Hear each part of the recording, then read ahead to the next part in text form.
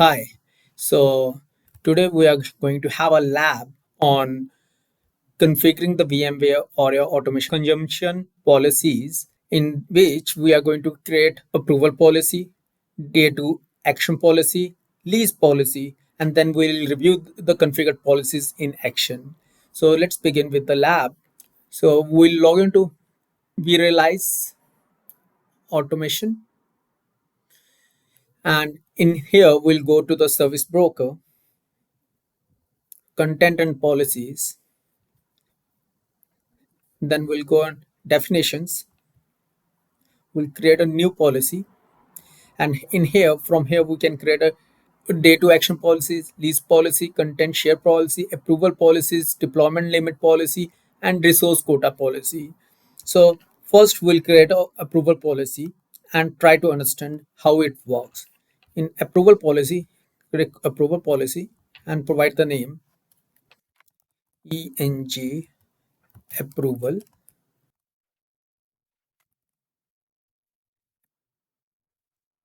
policy for ENG project. We'll specify the project ENG. Then we'll specify the approvers. It is going to be users. We'll say ENG CA admin, which is John Smith, and ENG SB admins, which is Charles. Click add. These two approvers are added. Approver mode is any, and expiration will specify reject. What does it mean by auto expiration? Auto expiration in here gives an example explanation. Auto automatically approve or reject a request after the number of days. So what it does, it will reject the request after certain particular days when it goes for the approval. When the user submit the form and it goes for the approval, it will reject request after certain days. So we'll specify auto expire trigger 1, and in here we'll give the actions. When it comes to action, what does it mean? It means select a one or more action that this policy applies to. If this policy will be applied, the approval will be submitted if someone tries to create the deployment. If I choose deployment create, it will goes for the approval. And if someone add the disk,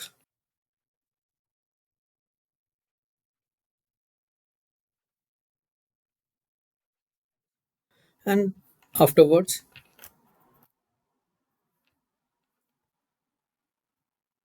we'll specify the criteria.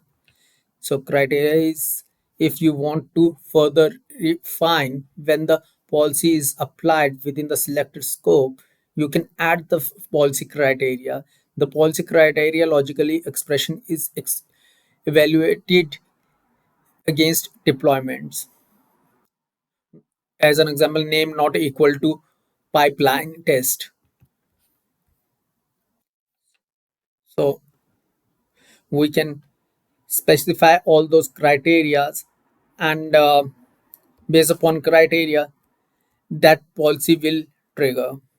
In here, if we say in deployment, if resource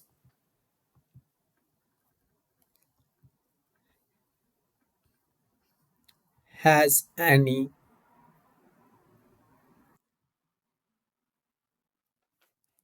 total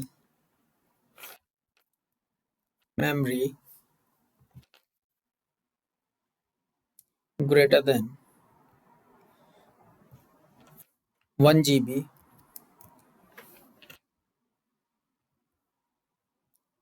or requested by equals eng sub user. In either of these two cases, if someone is requesting more than 1 GB of memory, or someone who is a ENG-SP user is requesting, then either of the case, the request will go for the approval to John and Carrie, and if they doesn't approve within 1 days, it will get rejected. So click create. So this is a ENG approval policy which we have implemented. Now we'll create another policy for day 2 action policy. So day 2 action policy controls what group of users can run the selected action or a deployment resources, what kind of actions they can perform. So we'll give a name, day 2 actions, day 2 actions for ENG project. Then we'll select the project ENG. Enforcement type is hard. So it can be hard or soft. Hard policy are ranked higher than the soft policy. Soft policy are overridden by the hard policies. Then it will be a role base, not a user base. Entitlement type. And in here we'll select members and what kind of action, deployment, and vSphere cloud dot vSphere dot machine dot add disk. And then we'll further refine this policy by specifying the criteria. Resource has any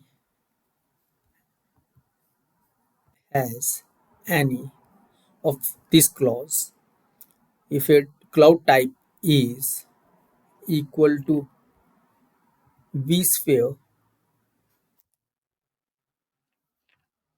If its cloud type is equal to vSphere, in that scenario this enforcement is hard, and what it happens, enforcement is applied on the role basis to the member for the action of deployment and adding a disk. So we'll create. So this is how we'll create the day 2 action policy. Now the third one is a lease policy. Lease policy controls how long a deployment are available for the user before they are destroyed and resources are reclaimed. So but if this is not defined, then it will remain for unlimited period. But if it is defined, after certain days that particular resources will be expired from users. We'll create a lease policy, eng lease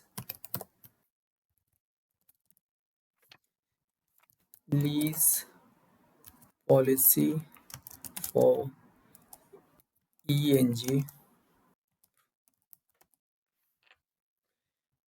project VMware eng.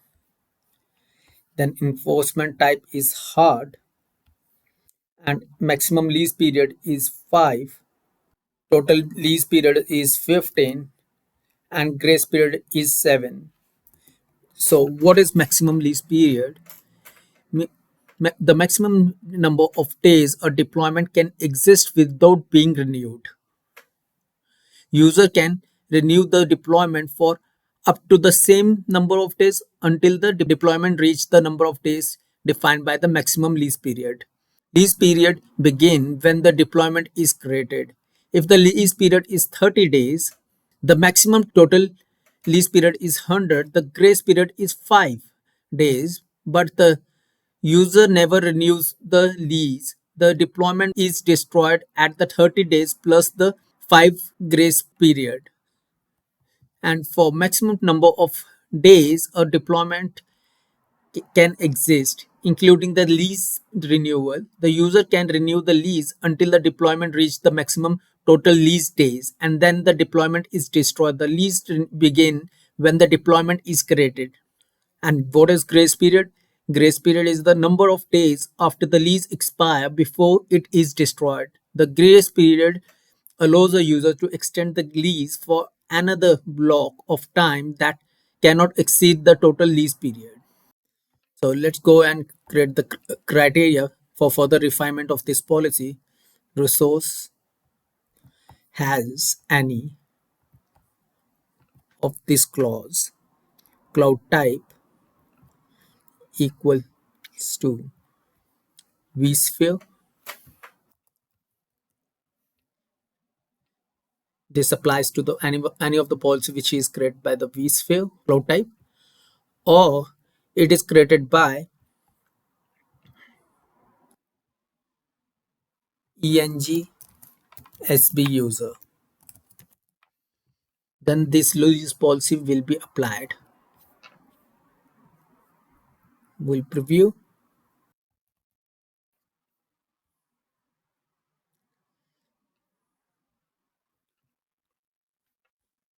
and then create. So we created day 2 action policy, we created the lease policy, and we have created the approval policy. We can see the types over here and who are the creator.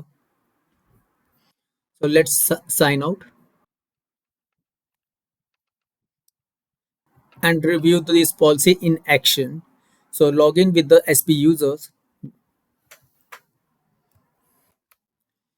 eng SB user, service broker user, Vmware. Log into service broker. He can make the request, make a request. Deployment name will be a testing policies.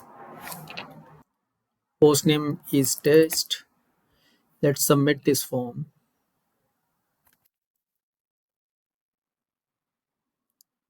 In here, we can see the creation is in progress. We'll open an incognito mode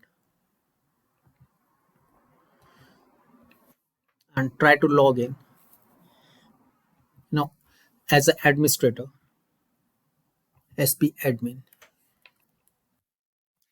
eng sp admin.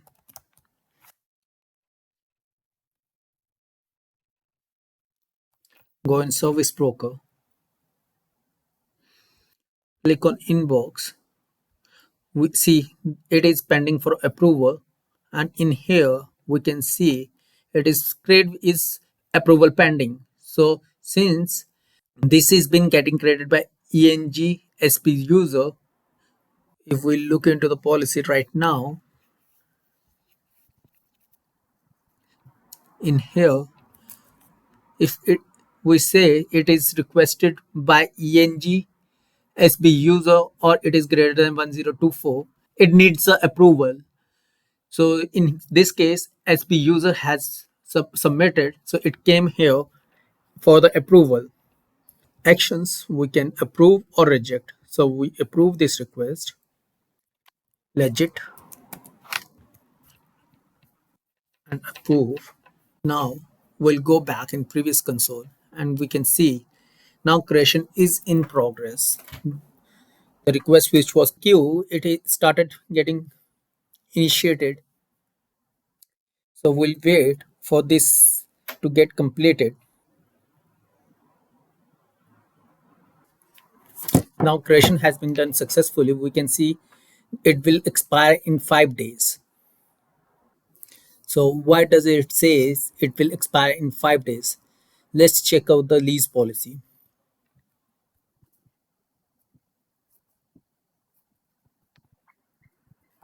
In content policy, in definitions, we can check the lease policy. Why it is saying it will expire in 5 days? Because we have specified maximum lease period is 5. So now let's change it to 10 days and click save. Now go back in that console. We'll again click on this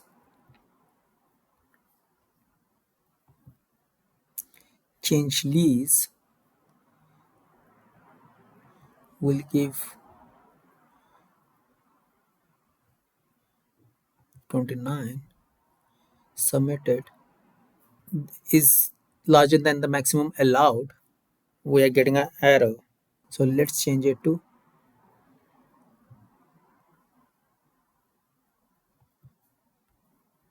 this. In deployments,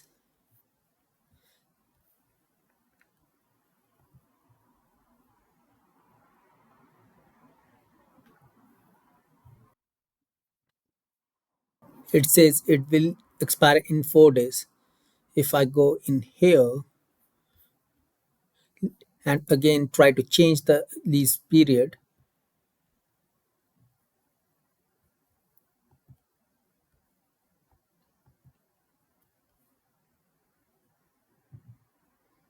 to 7 days a week, it doesn't let me allow and perform this action. Reason being, when I implemented this resource at that time, the lease policy's maximum period was 5 days, not the 10 days. Now let's review the day 2 policy. And what does day 2 policy says? Like, it controls what group of users can run on the selected action or a deployment resource. So on deployment and the add disk, what actions a user can perform.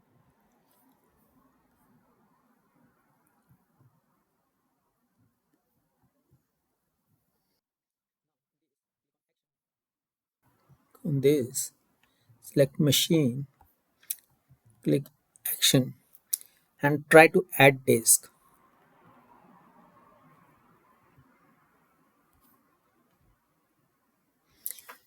We'll say data disk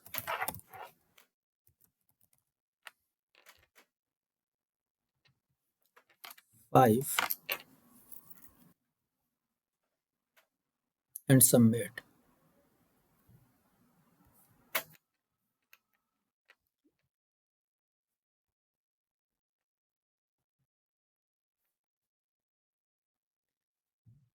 Adding disk is in process.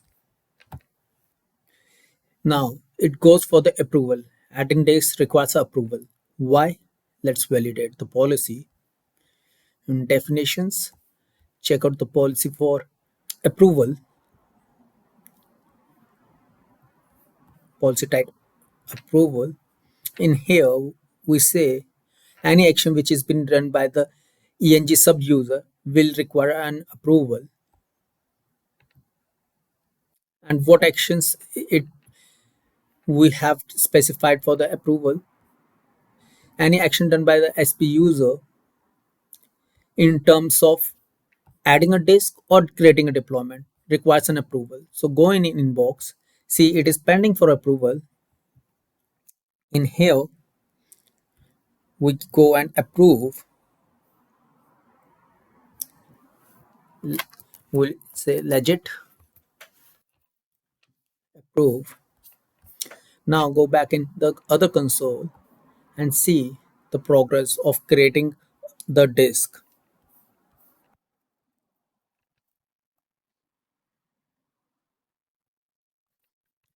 And why does it show only shows the adding a disk, doesn't show the snapshot and all those information? Reason being, in in the policy for day 2 actions, we have defined in day 2 action that This user,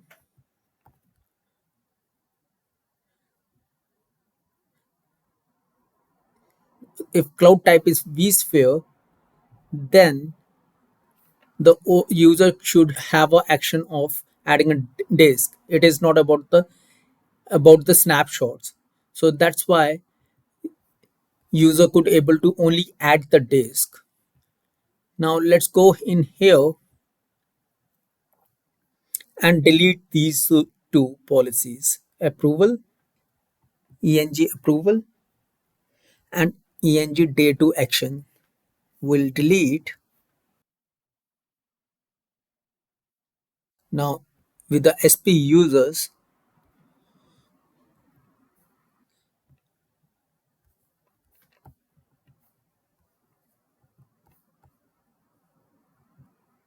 we can create the snapshot, we can do the reset, and a lot of things we can do. How it is being it was controlled, it was controlled through the day to actions.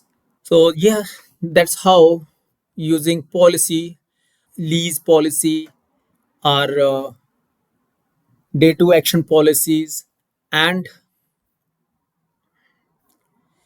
approval policy, we can control the deployments for the end user.